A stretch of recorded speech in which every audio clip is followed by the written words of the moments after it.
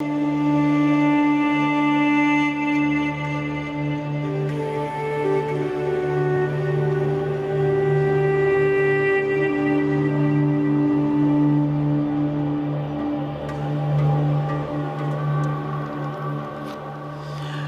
اللہ الرحمن الرحیم رب اشرح لی صدری ویسر لی امری واحلل عقدۃ من لسانی یفقہوا قولی۔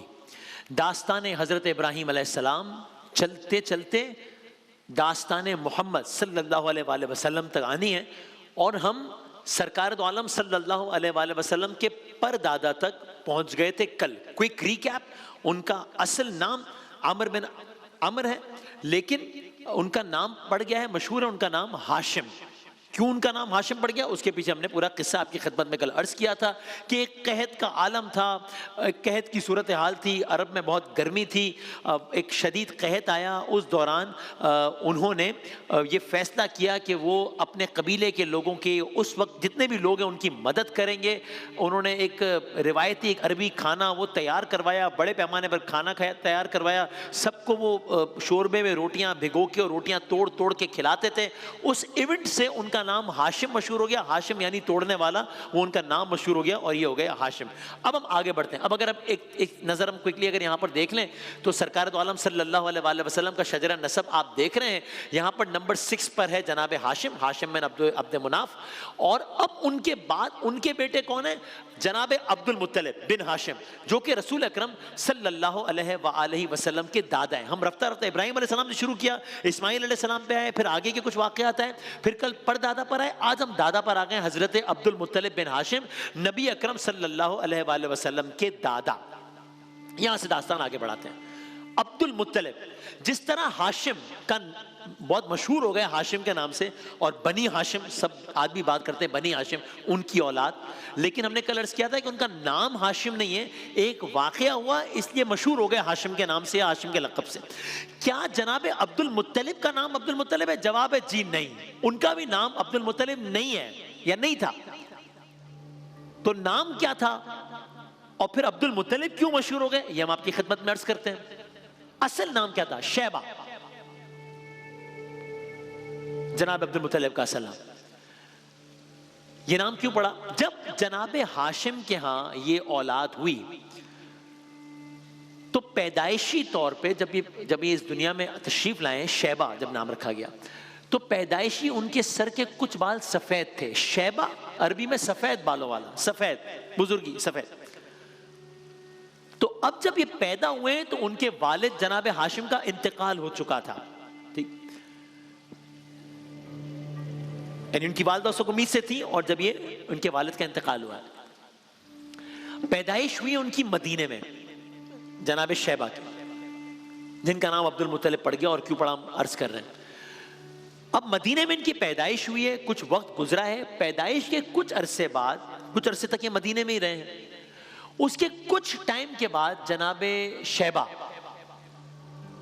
جن کا نام عبد المطلب پڑ گیا، ان کے چچا مکے سے آتے ہیں مدینے تاکہ اپنے بھتیجے کو یعنی کہ جناب شیبہ کو واپس مکے لا سکیں۔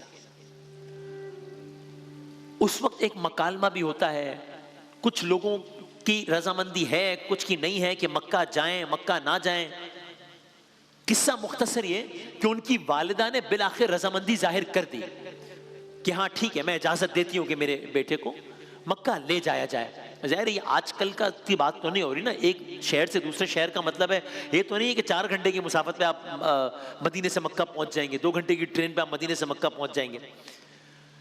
اور ظاہر ہے ماں کا غم بھی تازہ تھا، اپنے شوہر کو کھویا تو انہوں نے، اب یہ بیٹا ہے، لیکن بالآخر ماں نے اجازت دی کہ ہاں یہ اپنے قبیلے کا سردار بنے گا، میں اجازت دیتی ہوں۔ یہ جو تھوڑا ساتھ اگر رہ سکیں، یہ جو چچا جو لینے آئے تھے جناب شیبہ کو، جو ان کے چچا لینے آئے تھے، ان چچا کا نام تھا مطلب۔ مطلب لینے آئے شیبہ کو، اور بالآخر بات طے ہو گئی ہے، اور اب یہ مدینے سے جا رہے ہیں مکہ۔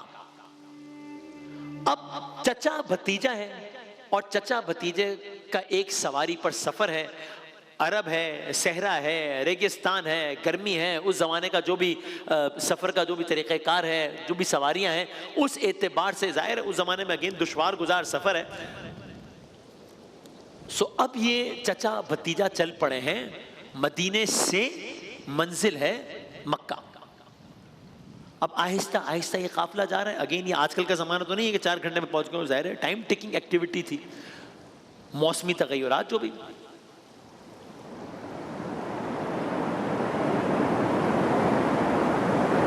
اب یہ سفر اس عالم میں ہو رہا ہے کہ شیبہ ایک سادہ لباس میں ہے اور مطلب کے پیچھے بیٹھے ہیں اور سفر جاری ہے. یہاں تک کہ چلتے چلتے چلتے اب مکہ آبادی کے آثار نظر آنا شروع ہوئے، یہاں تک کہ چچا بھتیجا سفر طے کرتے کرتے مکے میں داخل ہو گئے. اب جب مکے میں داخل ہوئے تو قریش کے لوگوں نے دیکھا ہے کہ وہ مطلب آ رہے ہیں، تو انہیں یہ لگا کہ مطلب اپنے ساتھ کسی غلام کو لے کر آ رہے ہیں. بھئی کون ہے مطلب کے ساتھ؟ یہ کون ہے؟ کوئی ایک کم عمر، ایک کم سے نوجوان ہے. بھئی کون ہے؟ کون لگ رہا ہے؟ یہ لگتا ہے مطلب کا غلام ہے. اچھا یہ شاید یہ عبد المطلب ہوگا، مطلب کا غلام عبد المطلب ہوں گے. یہ ظاہر ہے اس بات کی فوری طور پہ وضاحت ہو گئی کہ غلام نہیں ہے مگر بلکہ چچا بھتیجا ہیں. لیکن اس انسیڈنٹ پہ یہ نام اتنا مشہور ہو گیا کہ بعد میں بھی سب انہیں عبد المطلب کے نام سے جاننے لگے. سو یہ جو ہم عبد المطلب کہتے ہیں سرکار دو عالم صلی اللہ علیہ وآلہ وسلم کے دادا، یہ اس واقعے کے بعد اس بنا پر ان کا نام عبد المطلب مشہور ہو گیا. سو اب داستان ہم اور آگے بڑھاتے ہیں. ابراہیم علیہ السلام سے چلتے چلتے چلتے چلتے جناب شیبہ یعنی کہ جناب عبد المطلب تب آ گئے. اب ہم جب داستان میں آگے بڑھیں گے تو پھر ہم بھی جناب عبد المطلب کہہ کر ہی پکاریں گے، کیونکہ ظاہر مشہور و معروف نام یہی ہے. ہم نے واقعہ آپ کی خدمت میں عرض کر دیا، اگلے واقعے کی جانب بڑھتے ہیں. ایک واقعہ سنا آپ نے نام کے حوالے سے، اب ایک اور واقعہ. یہ واقعہ کیا ہے؟ یہ واقعہ ہے زمزم کے حوالے سے. کیا مطلب زمزم کے حوالے سے؟ زمزم کا واقعہ تو ہو چکا نا، اسماعیل علیہ السلام کے ایڑیاں رگڑنے سے چشمہ جاری ہوا تھا، وہ واقعہ تو ہو چکا. نہیں، جب ہم آپ کو اسماعیل علیہ السلام کی قربانی کا واقعہ سنا رہے تھے تو ہم نے عرض کیا تھا کہ آگے جا کر معلوم ہوگا کہ اس واقعے کا رسول اللہ سے بھی تعلق ہے. کیا ہے وہ آگے عرض کریں گے. اسی طرح جب ہم آپ کی خدمت میں داستان زمزم عرض کر رہے تھے تب بھی ہمارے ذہن میں تھا کہ آگے جا کر زمزم کا ایک اور واقعہ آئے گا. زمزم کا ایک اور واقعہ کون سا ہے؟ زمزم کا تو ایک ہی واقعہ مشہور ہے کہ وہ ایڑیاں رگڑنے سے چشمہ جاری ہوا تھا. نہیں، اور وہ جو ایک اور واقعہ ہے زمزم کا، اس کا جناب عبد المطلب سے کیا تعلق ہے عرض کرتے ہیں. تو معاملہ یہ ہے کہ مکہ ہے، مکے میں مختلف قبائل ہیں. ایک قبیلہ ہے اس کا نام ہے بنو جرہم. اب اس قبیلے کی شناخت یہ ہے کہ نیک متقی پرہیزگار ہیں، لیکن آہستہ آہستہ جو وقت گزرتا گیا ہے اس قبیلے کا مزاج، طور، اطوار، عادات بھی بدلتے گئے. مطلب اس قبیلے میں سوچ آنے لگی ہے کہ ہم مکے جیسی جگہ کی حکمرانی کرتے ہیں، ہمیں کوئی کیا کر سکتا ہے. قبیلے کی سوچ تبدیل ہو رہی ہے. اور جب یہ سوچ آئی ہے تو اس سوچ نے ان کے ایکشنز میں بھی ریفلیکٹ کیا ہے، ان کی حرکات کو متاثر کیا ہے. اور اب یہ قبیلہ وہ قبیلہ نہیں رہا، اب یہ قبیلہ کچھ غلط کاموں میں مبتلا ہو گیا ہے. اور سب کو یہ تبدیلی نظر آ رہی ہے کہ یہ قبیلہ ایسا تو نہیں تھا، اس قبیلے کے اکثر لوگ ایسا تو نہیں تھے، اب اس قبیلے کے اکثر لوگ ایسے ہو گئے. سب دیکھ رہے ہیں اس تبدیلی کو. انہی دیکھنے والوں میں ایک شخص ہے جو کہ اس جرہم قبیلے کے سرداروں میں سے ایک سردار ہے. اس کی سوچ الگ ہے، اس کی سوچ مثبت ہے. عمر بن حارث جرہمی اس کا نام ہے. اب یہ دیکھ رہا ہے، اب جب اس نے دیکھا کہ قبیلے کی، قوم کی نافرمانیاں تو بڑھتی چلے جا رہی ہیں تو اب اسے لگا کہ اب یہ معاملہ کوئی خطرناک رخ اختیار کرتا جا رہا ہے. یعنی اب یہ بات کہیں اور ہی نہ چلی جائے، اب یہ بات کسی اور ایکسٹریم پہ نہ چلی جائے، اب یہ بات کسی اور نہج پہ نہ چلی جائے. تو اس نے ایک کام کیا، ایک عجب کام کیا. کیا کام کیا عرض کرتے ہیں. اس نے اپنے طور پر یہ سوچا کہ یہ جو اللہ تعالیٰ کی عظیم ترین نشانیوں میں سے ایک نشانی زمزم موجود ہے، یہ نہ ہو کہ قبیلے والوں کے گناہوں یا قبیلے والوں کی حرکات کے سبب اس عظیم مقام کو کوئی نقصان پہنچے. تو اس سوچ کی بنیاد پر اس نے ایک کام کیا. کیا کام کیا؟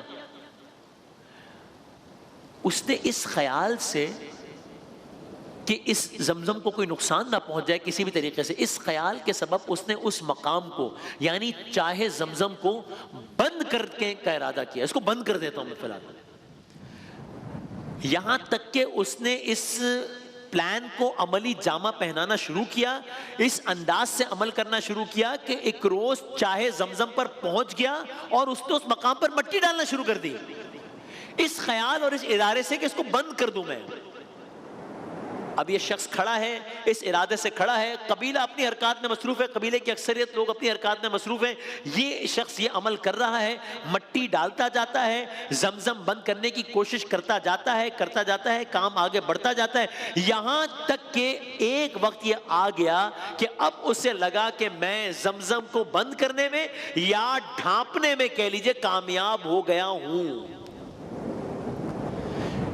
اب منظر بدل گیا ہے، زمزم چھپ گیا ہے، زمزم ڈھپ گیا ہے، وہ تاریخی زمزم جو ایک تاریخی واقعے کے نتیجے میں ایک تاریخی بے آب و گیا وادی میں جاری ہوا تھا، آج بظاہر اس کا نام و نشان مٹ گیا ہے۔ وہ زمزم جس کی وجہ سے ایک ماں کو اپنی اولاد کی زندگی کا آسرا ہو گیا تھا، وہ زمزم آج مخفی ہو گیا ہے۔ وہ زمزم جس کے سبب مکے کے باعث گویا ایک جہان مکے کے اطراف میں آباد ہو گیا تھا، جس کی وجہ سے آج وہ زمزم مٹ گیا ہے۔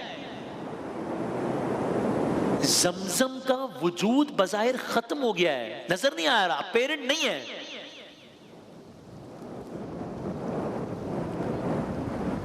مگر ہم تو جناب عبد المطلب کا واقعہ سنا رہے تھے، تو وہ کہاں ہے اس واقعے میں؟ یہ زمزم جو ڈھپ گیا اس کا ان سے کیا تعلق ہے؟ سنیے، عرض کرتے ہیں۔ زمزم کا وجود بظاہر غائب ہو گیا ہے، اور اب اس انداز سے دن گزر گئے، دن ہفتوں میں تبدیل ہو گئے، ہفتے مہینوں میں تبدیل ہو گئے، مہینہ سال میں تبدیل ہو گیا، سال دہائی میں تبدیل ہو گئی، دہائی صدی میں تبدیل ہو گئی، ایک صدی گزر گئی، 100 سال گزر گئے، 2 صدیاں گزر گئیں، 200 سال گزر گئے، 3 صدیاں گزر گئی، 300 سال گزر گئے۔ جی ہاں، اسی عالم میں 100 200 نہیں 300 سال گزر گئے ہیں۔ زمزم نہیں ہے بظاہر۔ اب تقریباً 300 سالوں بعد جناب عبد المطلب کا زمانہ آیا ہے، جن کا واقعہ آپ کی خدمت میں عرض کر چکے ہیں۔ یعنی اب میرا جی چاہتا ہے میں کیسے ان کو اپنے آپ کو یہ کہنے سے کہ اب حضرت عبد المطلب کا زمانہ آ گیا، گویا اب آمد سرکار کے دن قریب آ رہے ہیں۔ ہاں، اب ہم داستان محمد کے بھی قریب آ رہے ہیں، اب آمد سرکار کے دن قریب آ رہے ہیں، اب گویا جشن بہار کے دن قریب آ رہے ہیں، اب گویا آقا کے آنے کے انتظامات اپنی حتمی شکل پا رہے ہیں۔ لیکن ہم تو زمزم کی بات کر رہے ہیں، ہم جناب عبد المطلب کی بات کر رہے ہیں۔ اس زمزم کا کیا ہوگا؟ اس میں جناب عبد المطلب کا کیا کردار ہوگا؟ ایک روز حضرت عبد المطلب حسب معمول آرام فرما رہے ہیں، حالت آرام میں، حالت نیند میں آپ نے ایک خواب دیکھا۔ کیا خواب دیکھا؟ کل عرض کریں گے انشاءاللہ۔